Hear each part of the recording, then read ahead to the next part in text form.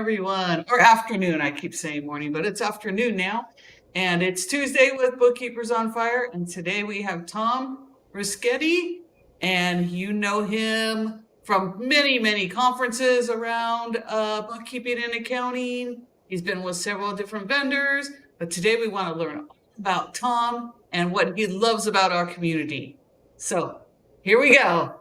Now, Donna, you've known Tom a long time. How did you meet Tom? I met Tom when I was using Bookkeep. So Tom was working with the accountants there. So I enjoyed working with him, trying to work through all the different aspects of the software as it was kind of new and upcoming at the time that I was starting in on it. So Tom was a great partner to work with. Right. Connected me with people within Bookkeep to get all the things that I need. So it was really a good time working with him there. So, Tom, I want to ask you, when you're working with a potential prospect for the apps, what are red flags that pop out at you? Go, that's not going to work. I mean, any red flags you see when working with some of us?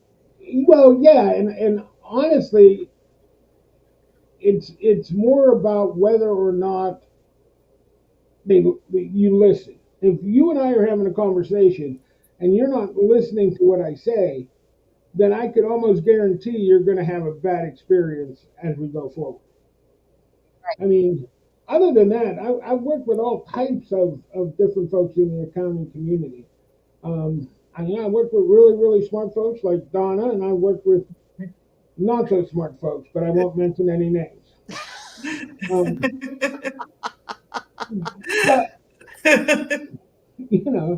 and it's also difficult to have a conversation about an app or a solution with the folks maybe that are higher up the corporate ladder who don't actually do the work.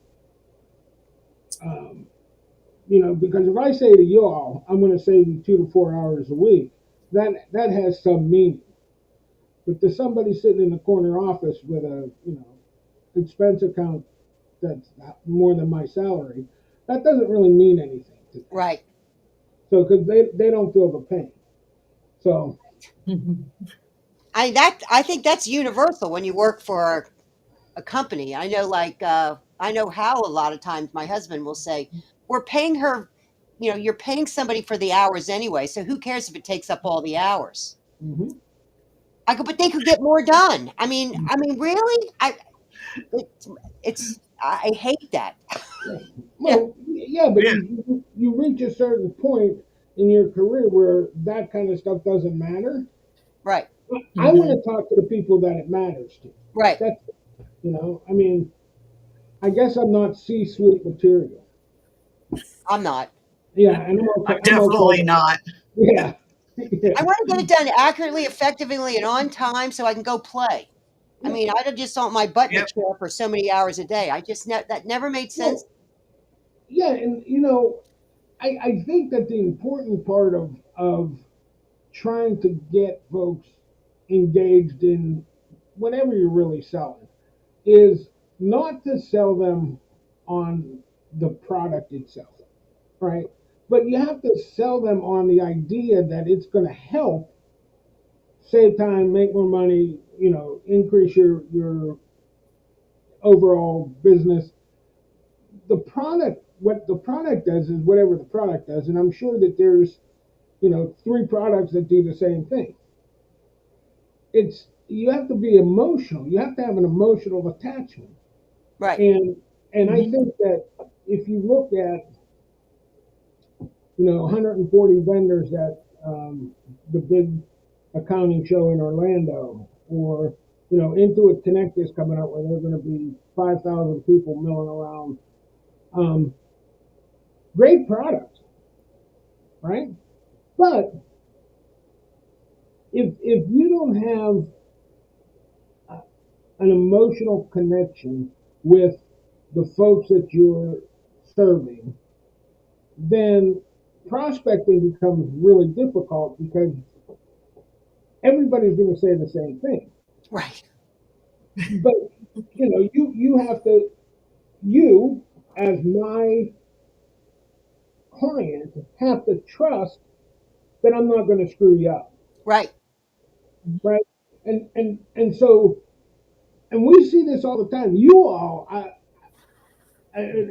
hope we get to talk a little bit more about the community, but you all put your faith in a vendor to provide the right tool, right? So you build your tech stack, you have the tools you want to use, and you're also putting your faith in the fact that that vendor is going to be around.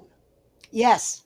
Yes. Right? So let's say that you're using XYZ vendor for security, and then they go out of business. Well, that vendor is out of business, but your credibility takes a hit because you recommended that, and now you have to find somebody else to do that, perform that role. And that's where I think you all are hostage to these vendors, and that's not a good place to be. I mean, I you know, honestly, when Donna and I worked together, when I was at Bookkeeping, we were 100% committed to the accounting channel, right? Because this is what I do, right? And then Bookkeeping determined, and I don't blame him. First of all, I love the founder of Bookkeeping. He determined that this was really going to take too long. You know, a bookkeeper or accountant would spend $50 a month per client at Bookkeeping. If I want $1,000 a month in monthly recurring revenue, that's what, $250 clients. Or I could find one Shopify client and it'd be a $5,000 a month. So it made more sense to do that. But for me, I've got 300 people like Donna who are counting on Bookkeep to help them with their business. So there had to be a graceful exit. And they're still, 2 years later now, they're still working with accountants. They're not focusing on it, but they still have an accountant team there. Because you have to commit, right? It's like having breakfast, okay? When you look at your vendors, you have to decide if they are chicken vendors or if they're pig vendors. And the difference at breakfast is chickens lay eggs. They're not committed. Pigs supply bacon. Committed. Pigs supply bacon. They're committed. Yeah. Okay? So are your vendors chickens or pigs?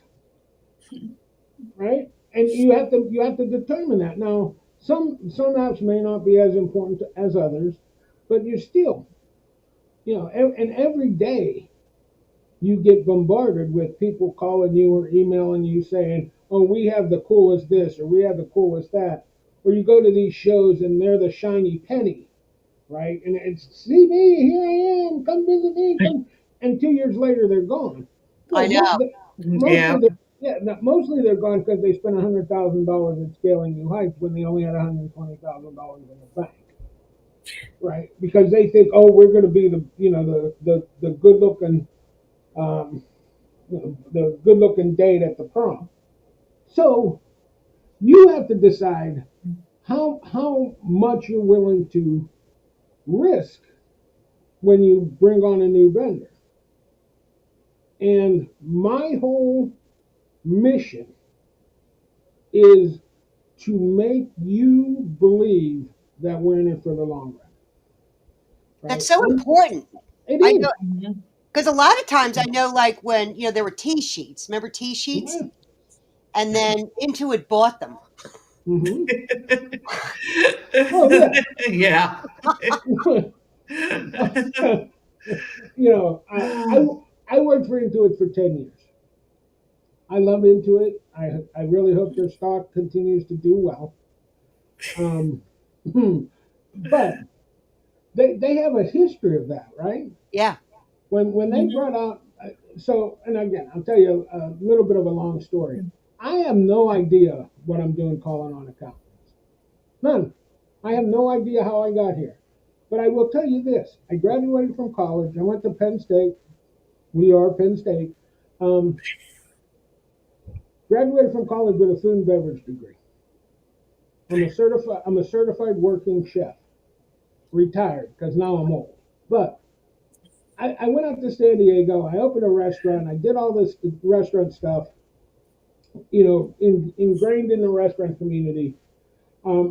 My restaurant was in Rancho Bernardo, which is outside of San Diego, and my computers would always break. So I was tired of paying the dealer to come and fix them. So I learned how to program computers. Then I went in and I did point of sale installation in restaurants and hotels and cruise ships, going on, I don't know, probably 10 or 15 years. And I was in Tucson in 2002, and I had a client who had a restaurant, and I put their point of sale in, whose brother, I can't really remember, was the head of the call center in Tucson for Intuit. And Intuit released their QuickBooks point of sale, and then realized they didn't know anything about point of sale. That's I mean, surprising. Sounds about right. Yeah. so he called me. He said, "Hey, can you come down here and spend 10 days teaching us point of sale?" And I said, "Yeah, sure. It's $1,000 a day." Because I figure they got lots of money, right? Yeah. So I went down, and 3 days after I started, they hired me as a full-time employee, and I created their solution provider program. Oh. So I spent 10 years building that program. The first 2 years, I didn't really have a boss because nobody wanted to touch me. Everybody thought this was going to be a tremendous failure, right? I mean, why would they need solution providers? It's QuickBooks, But point of sale, you can't really do on your own. I mean, let's say the three of us owned a golf store. Which one of the three of us is going to program the point of sale so that it rings up items? Yeah, no, right? But that's what it's going to be me. Well, I'll tell you right now. If that was the choice, it would be me. I would sell it. Donna would implement it. Yeah. But what QuickBooks thought was, we're gonna sell this software and hardware bundle. We're gonna give them a receipt printer, a barcode scanner, a cash drawer, and a credit card swipe in a box with a 700-page manual and a CD with the software. And we're just gonna ship it to them. They can read the manual and then program their own point of sale. All right, now I'm usually not the smartest guy in the room, but even I knew that was a dumb idea. So what I did was I got a bunch of pro advisors. We started with 6. I got a bunch of pro advisors to learn point of sale installations. And then we would take that point of sale business when they sold it at Office Depot or wherever, and we would go offer to install it for the client. And then we would sell point of sale. We got involved in selling it, and it was a wildly successful program at Intuit. That was my first exposure to accountants. Now, I also married an accountant, and I can tell you that being married to an accountant is okay until you get a divorce, because they already know where all the money is. So you have to, yeah, but I started working with these folks, and I can tell you that, I still talk to many of them today. And one in particular, who has since passed away, she used to tell people that I bought her a Lexus. And people would kind of look at her like, what are you two got going on? And she would say, no, because when I got into Tom's program, he had residual revenue share set up. And I would make $700, $800, $900 a month in residual revenue, and that paid for my Lexus. So for now 23 years, I've been calling on accountants. And again, I sold merchant service in the past. I sold life insurance in the past, point of sale technology, restaurant business. Those communities are always trying to outdo one another, right? I got to have the best appetizers, or I got to have the best credit card rate, or I have to, and I have to talk down my competitors so that I look better to my clients. I've realized working with accountants that you don't have to dim somebody else's light just to make your candles bright. Right. But you all take that to a whole nother level, because for the first time in the whole time I've been working with accountants, I got to go to a show as an attendee. And I was amazed at how willing, just in conversation, sitting at the bar, how willing you all work to share the things that work and caution the things that don't work, and help lift up the folks who may need lifted. And it's just like when I was with Bookkeeping, we did some stuff with the Accounting Cornerstone Foundation. Uh-huh. And what they do is they get people who've never been to an accounting show, and they get them airfare, and they pay for their hotel, and they get them a ticket registration to the show so that they can experience it. Because the ability for you all to just raise the water level in general is amazing to me. It really is amazing, and that I feel committed to the community, not because PathQuest pays me, but because this is the first community I've ever been in where I feel like it matters. I feel like loyalty to you all matters. And it's hard to put into words how profound working within this community is. And every single one of you adds to that mosaic. And that's an amazing but very unique trait within a community. I know, that's why I love it. I mean, that's why Don and I have this channel.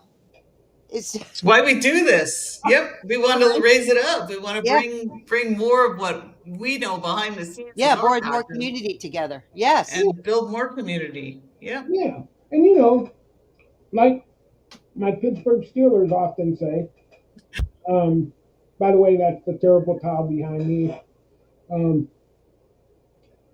A team is only as good as the worst guy on your team, right? And Bill Belichick used to tell people, just do your job.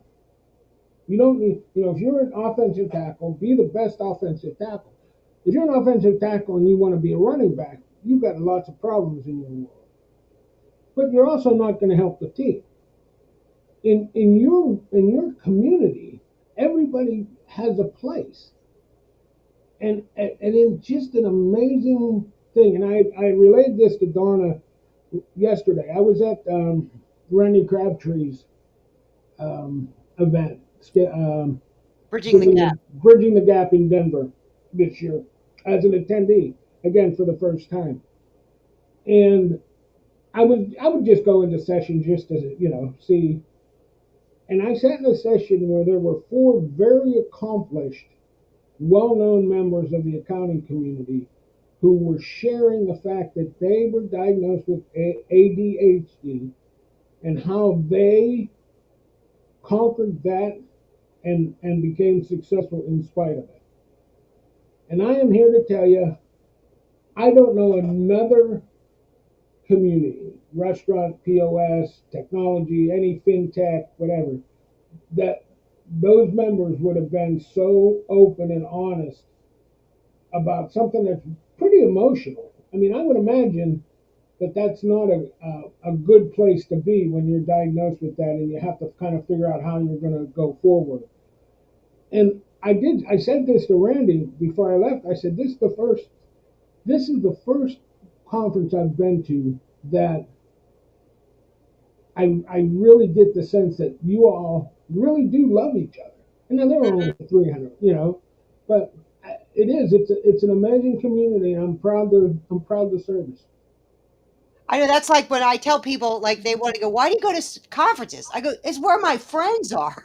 Yeah. It's where all my friends are. Yeah. I mean, that's why I like going. Yeah. Because everybody really cares and wants to help, and there's no like, well, if I do good, I have to do good, so you have to do bad. No, we can all do good. But Yeah.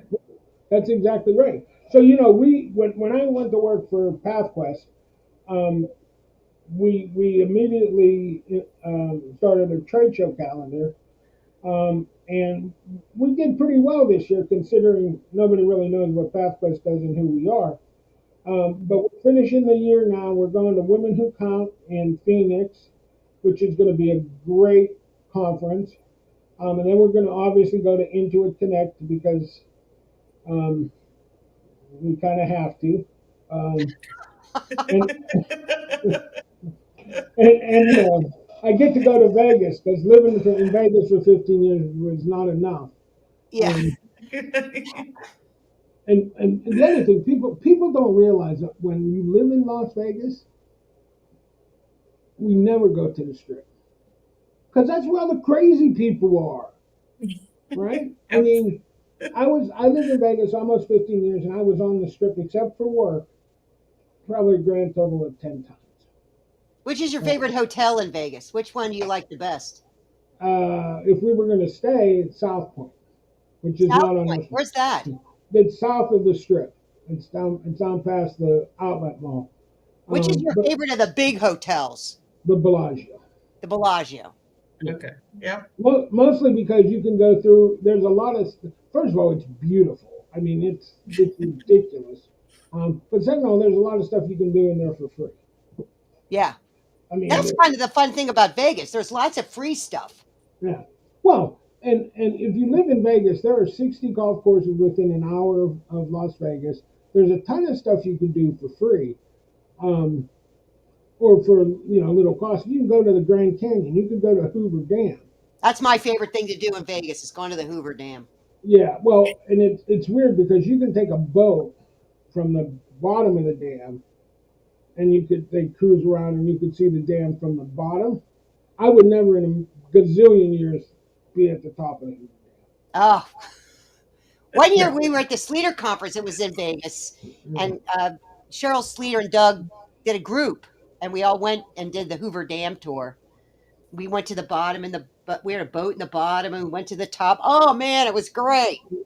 Yeah, but again, it was my friends. I was with my friends. Well, yeah, and if you're not afraid of heights, that's cool. But if you're afraid of heights, I can't. It's just a weirdness. I can't watch a movie, and if they're at the ledge and they look down, I get dizzy. Say no Tom Cruise Mission Impossible movies. No, in fact, 2 years ago, we went to we got everybody to go to the Sphere. That new thing in Vegas. And I told Jason, who I worked for at the time, that I can't go unless we're on the first 3 rows of seats. And he's like, why? I said, because if you're up any higher than that, I'm not going to be able to do it because I'll start throwing up on everybody. But, I mean, it is what it is. But so you've never gone up in the Eiffel Tower and looked down, or up into the what's that big thing on the end of the Strip? The Sphere? What? The Stratosphere. Stratosphere. Yeah. Oh, my son took those rides where he went over like. Third floor of a parking garage. I got to stay in the middle.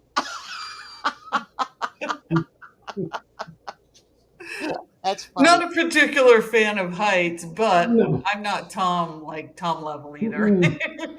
I can go a little bit higher and be on an edge. No chance. And in the Grand Canyon, I think it's the west side of the canyon, they have that clear horseshoe. Oh, the clear walk, yeah. You have Yeah, got to yeah, be out of your gourd to Well, be there's on a that bridge list. like that in like China or something, or Yeah, Thailand. well, That's yeah, just yeah, yeah. yeah. So what would be worse than being on the Grand Canyon? To be somewhere in Thailand on a glass thing out over 4,000 feet below you. Yeah. No, I'm only afraid of two things. I'm not afraid of dogs. I'm not afraid of bears. I'm not afraid of snakes. I'm not afraid of dinosaurs. Heights and the Internal Revenue Service. yeah, Every, they're every, pussycats. You should be more afraid of every your Department of Revenue than Yeah. well, everything else I can handle. cool, cool. So I was going to ask you, what's the one thing people that wish that people don't know about you? Well, you've just told I us. think we just found it out. I just Yeah. found it out. That's pretty Well, cool. Never would have guessed yeah, that. that and you guys may appreciate this. I did try stand up, and I was a tremendous failure at it. But you did But I it. The had important thing is you did it. and I had so much fun doing it. Right. Right now, I think uh, I think the world needs. I think civilized society needs a Don Rickles, I love Don Rickles. right? Because everything is now so sanitized, right? You have to be. I don't know. I hear people talk about that. I'm not really sure I understand what woke is, I don't either. but Nah, I have no idea. they're like they roasted. Do you remember when they used to do roasts like Yep. Dean Martin? Yep. I mean, that Mhm. was the greatest comedy ever, and they just did one. I'd probably say within the last couple of years with Tom Brady, Uh huh. Yeah, I know what you're talking about. and Yeah. I guffawed at that for 90 minutes because the gloves come off and you basically just try to embarrass Tom Brady for 90 minutes, which but yeah, I think that's the one thing that most folks don't know about me is that I did try it. I wasn't very good at it, but I had so much fun doing it. That's why I can't wait for you all. I know you guys are coming up with Yes. uh, Yeah. uh, On the 20th of this month, yeah. we're going to see 20th John of and I perform. October. Yeah. Yep. 20th of October. Deb and I are Yeah, doing stand up via Zoom. yeah. So it'd be interesting. I'll be More there to than 5 heckle. minutes, but and I will tell you though, it's a class of 6 people, Yeah. and we went to the first class, and this is how accountants are. They gave us homework. Donna and I were the only ones that did the homework, and then we had to give like our first bit, and the teacher says, "You guys are pretty good." That was week one. That was week 1. And Week two, it they got said, better. "You guys, you've never done no No, that we practice." I, he Hopefully, didn't I, we'll laugh. talk. We haven't. Yeah, it was funny. He goes, he didn't talk out of one of my sets, and I'm like, oh, this must have been really bad. Well, He he goes, loves no, Donna because of her name. he likes me a little bit, so I Oh, got that Donna into Reed. I love Donna Reed because of He keeps, It's a yeah, Wonderful Life and all that. So yeah, he goes every time he yeah, goes off on her name. yeah. I always wanted to do, and now you can. I mean, there's all kinds of avenues now to communicate this podcast. I mean, like this. I always wanted to just sit down and read the paper and point out stupid stuff that happens that you see in the I'll newspaper. do it. There's a channel for everything. I know. Well, yeah. I mean, think Do about it. that for a second. I don't even. now you just have to make it online papers. But Yeah. I've seen people do that because I watch a lot of different like comedy and YouTube Mm, channels to see how they're doing it so mm. that I could learn more about it. But yeah, I know there's channels that do that. They just Yeah. go on and they bring up Hey, the we're article gonna or have to. whatever thing they see and do it. We're gonna And wait it for that is channel to come funny. on the YouTube. Can't wait. Yeah. Very good. I Yep. can't wait. I can't wait to watch you guys on the 20th. Well, we're at the half hour. Can you believe it? I told you it would go fast. Yeah, I would love to do this. I'll do this with y'all, with you folks anytime. Great, thanks. Donna, any last So, words you want to share? Ask Tom. Well, yeah, one thing. What's your exciting thing going on today? And I know you have some things coming up. So what's happening? well, I'm very excited. We just had our new release at PathQuest. And I guess since they pay me, I should probably tell you all what PathQuest does. We're a BI and analytical tool to help people go from regular accounting to client advisory services. And yeah, we just had our newest release a couple of days ago, and I am. We were just named the welcome reception host at Women Who Count. So we're gonna have Nice. we're gonna have a party there, girl. I'm going to be there. I think it's an '80s theme, so I'm gonna try to fit into my leisure suit. That's great. Well, I can't wait to see you in a couple weeks at Women Who Count. Yeah, I love to see you, and Donna, we'll check in again. See you soon. Oh, real soon. Yeah, definitely. All right. So we'll talk soon. All right. Well, Thanks, thank everybody everybody. for joining us today. Make sure you like, subscribe, and share to our YouTube channel. And remember, we have a podcast too on all the podcast channels. We've got Bookkeepers on Fire podcast. We have a community. All the information will be in the show notes in about half an hour. And great, everyone could join us today. Thanks, Tom. See you This was guys next fabulous. week. Thank you so Bye, much. everybody. Bye now.